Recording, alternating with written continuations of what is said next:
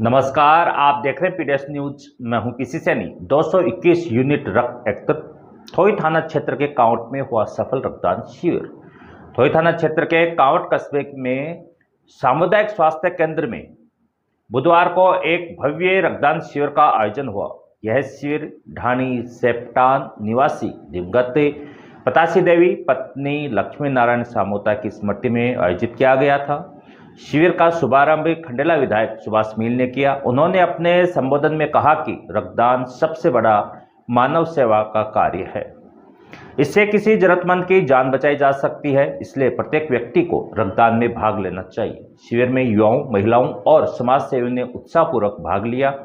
आयोजन से जुड़े राम सिंह काजला ने बताया कि शिविर में कुल 221 यूनिट रक्त संग्रहण किया गया है, जो इस क्षेत्र में एक बड़ी उपलब्धि मानी जा रही है। रक्त संग्रहण का कार्य धायल हॉस्पिटल एवं रिसर्च सेंटर रिंगस की मेडिकल टीम द्वारा किया गया। शिविर में रक्तदाताओं को प्रशस्ति पत्र देकर सम्मानित किया गया, जिससे उनका उत्साह और बढ़ा। इस अवसर पर भाजपा जिला उपाध्यक्ष राम अवतार बड़सरा, बलदेव सामोता, बंशीधर सामोता, भगवान साई, शिक्षाविद बालचंद लांबा, ओम प्रकाश सोले, पूर्व सरपंच पोखरमल सेपट, पटवारी दयाराम यादव व उमेश हरिद्वाल सहित कई गणमान्य लोग उपस्थित रहे। कार्यक्रम का संचालन अनुशासित और प्रेरणादायी माहौल में हुआ, जिससे शिविर की सफलता सुनिश्चित हो सकी। आयोजकों ने सभी रक्तदाताओं और सहयोगियों का आभार प्रकट किया। आइए सुनते हैं विधायक सुभाष मील को क्या कह रहे इस रक्तदान शिविर को लेकर। मंच तो नहीं, लेकिन चूंकि मुझे दो शब्द कहने के लिए कहा गया है, तो मैं इस मौके पर यही कहूंगा कि जो सामोता परिवार है, उन्होंने एक बहुत अच्छा और नेक कार्य किया। अक्सर मैं देखता हूं कि जब भी हमारे समाज में जो बड़े पदों पर काम करने वाले या वो लोग जिनको बहुत सारे लोग जानते हैं, जो अपने जीवन काल में थोड़ी प्रसिद्धि प्राप्त की हो, वो जब इस दुनिया से विदा लेते हैं तो उनकी स्मृति में ऐसे कार्यक्रम होते हैं। लेकिन एक साधारण गृहिणी के जीवन के रूप में अपना जिन्होंने जीवन बिताया, स्वर्गीय श्रीमती पतासी देवी जी, उनकी स्मृति में उनके परिजनों ने आज यहाँ पर जो रक्तदान शिविर का आयोजन किया है, निश्चित रूप से वो सभी लोग बधाई के पात्र हैं। और उन्होंने एक ऐसी परिपाटी यहाँ पर शुरू की है कि अपनों की स्मृति में हम कोई नेक कार्य, सामाजिक कार्य करें, जिससे आमजन को कोई फायदा मिल सके। ये सही है कि जो भी इस दुनिया में आता है, लेकिन एक दिन उसको जाना पड़ता है। लेकिन जब हम अपनों की याद में, उनकी स्मृति में, उनकी पुण्यतिथि पर या उनकी जयंती पर ऐसे कार्यक्रम करते हैं जिनसे जो जन सरोकार के कार्य होते हैं, जिनसे आम लोगों के जीवन को फायदा पहुंचाया जा सकता है, उनके जाने के बाद भी उनके माध्यम से लोगों की सेवा की जा सकती है, लोगों का जीवन बचाया जा सकता है, तो निश्चित रूप से ऐसे लोग हमारी यादों में, हमारी स्मृति में हमेशा जिंदा रहते हैं। इसलिए एक बार सभी जोरदार तालियां बजाकर सामोता परिवार का धन्यवाद करें कि इन्होंने नए कार्य की यहाँ पर शुरुआत की है। साथियों, निश्चित रूप से एक अच्छा गरिमामय कार्यक्रम आपने सामोता परिवार ने किया है, और हम सबको भी इस कार्यक्रम में आने का अवसर मिला। पूरे परिवार ने जो मान सम्मान दिया, इसके लिए आभारी है। और हम देख रहे हैं दिन दिन जो युवा पीढ़ी है या जो समय परिवर्तन हो रहा है, उसके साथ साथ जन जागरूकता के काम हो, जन सरोकार के काम हो, निरंतर लोग ऐसे मौकों पर कर रहे हैं। ये हमारे लिए एक अच्छे समाज निर्माण का प्रतीक है, या हम कह सकते हैं कि एक अच्छे समाज के निर्माण में एक नई परिपाटी का चलन हम सब लोग मिलकर कर रहे हैं। निश्चित रूप से मैं खुद भी देखता रहता हूं और आप भी समय समय पर अवगत कराते रहते हैं। मेरा यही प्रयास है कि मैं इस 5 साल के कार्यकाल में जो महत्वपूर्ण काम, महत्वपूर्ण जो मांगे हैं, वो सब पूरी करूं। और कावट के अंदर अभी 2 दिन पहले, कल ही कुछ साथी गए थे यहाँ पे, तो उन्होंने जो स्कूल का भी विषय था वो भी रखा था कि इसको हमें कैसे करना है। तो उसको जो डिमोलाइज करना है, जिसको तोड़ फोड़ करके उसको पुरानी बिल्डिंग को, तो उसके लिए भी आप सब लोग अपने स्तर पर भी बातचीत कर सकते हैं। लेकिन इसके अतिरिक्त भी मैं इसके लिए अतिरिक्त बजट का भी प्रावधान कर दूंगा, जिससे अपन को उसकी तोड़फोड़ में दिक्कत नहीं होगी। शीघ्र ही मेरा ये प्रयास रहेगा, क्योंकि पीडब्ल्यूडी से भी लिख के और संस्था से भी लिख के हमने आगे भिजवा दिया है। तो इसके लिए भी मैं नया भवन स्वीकृत करवाऊंगा, जिस तरह से अपन ने महात्मा गांधी स्कूल का करवाया।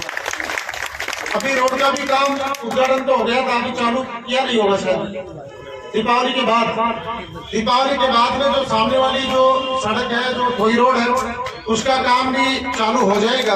और बाकी की जो सड़क है जिसपे हम लोग कार्यक्रम कर रहे हैं, मोटे सड़क है, और जो साइड नीम का थाने वाली रोड है, वो भी इसी बजट के अंदर मैं स्वीकृत करवाने का काम करूंगा। आप सब लोगों को आश्वस्त करता हूँ, निश्चित रूप से जो कस्बे की स्थिति है वो मेरे से भी छुपी हुई नहीं है, आप समय समय पर अवगत भी कराते हैं।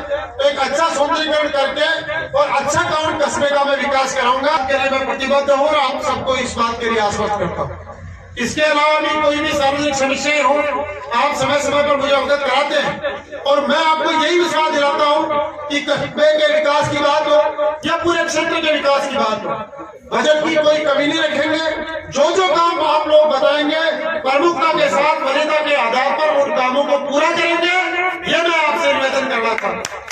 एनक्रोचमेंट भी होता है, अतिक्रमण वगैरह की समस्याएं आती है, और आप लोग देखते हैं, कई बार आपने सोशल मीडिया पे देखते होंगे, कई बार वीडियो आते हैं कि ये इसका डंडा तोड़ दिया, इसका ये कर दिया, वो कर दिया।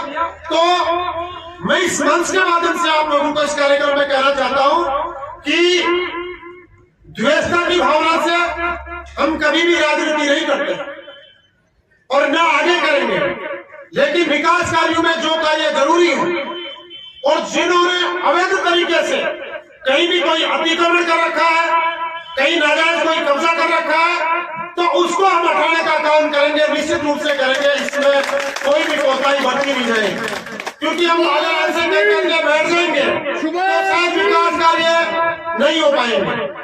मैं इस मौके पर आप सभी को यह आश्वस्त करता हूं कि सकारात्मक कार्य के लिए 24 घंटे आप लोगों की सेवा में हो, क्षेत्र के विकास कार्यों के लिए 24 घंटे आपकी सेवा में हो। मेरा व्यक्तिगत कोई काम नहीं है, कोई बिजनेस नहीं है। सुबह से लेकर देर रात्रि तक मैं पूरे क्षेत्र के लोगों की सेवा करने के लिए, लोगों के काम के लिए दिन भर इधर उधर या ऑफिसों में या जयपुर मुझे जाना पड़े तो वहां भी जाता हूँ, बजट के कार्य लाने पड़े वो लाने का काम करता हूँ। मैं इस मंच के माध्यम से विपक्ष के साथ भी उनसे भी कहना चाहता हूँ कि राजनीति कीजिए, लेकिन सकारात्मक राजनीति कीजिए। मैं मीडिया के साथ भी को भी कहना चाहता हूँ, अगर आपको कहीं क्षेत्र में कोई विकास की कमी दिखाई देती है, कहीं प्रशासनिक तौर पर कोई लापरवाही दिखाई देती है, तो बेशक आप उसकी सूचना लोगों तक भी पहुंचाइए और हम तक भी पहुंचाइए। लेकिन जो सकारात्मक कार्य करते हैं, प्लीज आप उसको सकारात्मक वे में लोगों तक पहुंचाने का काम करें, ये मैं आपसे आग्रह करना चाहता हूं। क्योंकि मैं इस मौके पर, क्योंकि राजनीतिक मंच नहीं है, लेकिन जहां भी राजनीतिक व्यक्ति इकट्ठे होते हैं तो वहां राजनीतिक बातें भी होती है। साथियों, मैं आपको एक छोटा सा उदाहरण देना चाहता हूं। जब विधानसभा के चुनाव हुए और हम लोग जीतकर जब गए, उसके थोड़े दिनों बाद में हमारे देश के यशस्वी प्रधानमंत्री माननीय मोदी जी का जयपुर में आगमन हुआ। वो यहाँ पे डीजीपी सम्मेलन को संबोधित करने के लिए आए और उनसे हमको 3-4 घंटे संवाद करने का मौका मिला, सभी विधायकों। उन्होंने हमसे बात कही, उन्होंने कहा कि साथियों में हम सब लोग बैठे हैं यहाँ पर, आपस में घर परिवार की तरह बैठे हैं।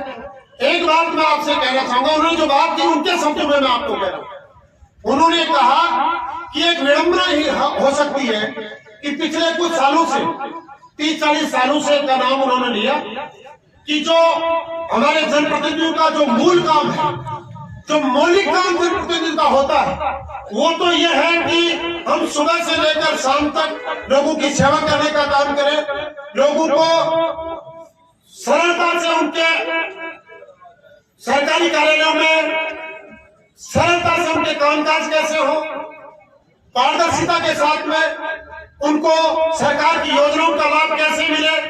और नंबर वन यह है कि सुबह से शाम तक हम सिर्फ और सिर्फ जनता के प्रति समर्पित रहे। लेकिन पिछले कुछ समय से जनप्रतिनिधि मूल काम को छोड़कर थोड़ा साइड के कामों को करने लगे। उन्होंने बड़े स्पष्ट शब्दों में कहा कि जिस दिन जनप्रतिनिधि और लोक सेवक अपना मूल काम को जिम्मेदारी के साथ करने लग जाएंगे, भारत को दुनिया की सबसे बड़ी ताकत बनने से कोई भी रोक नहीं सकता।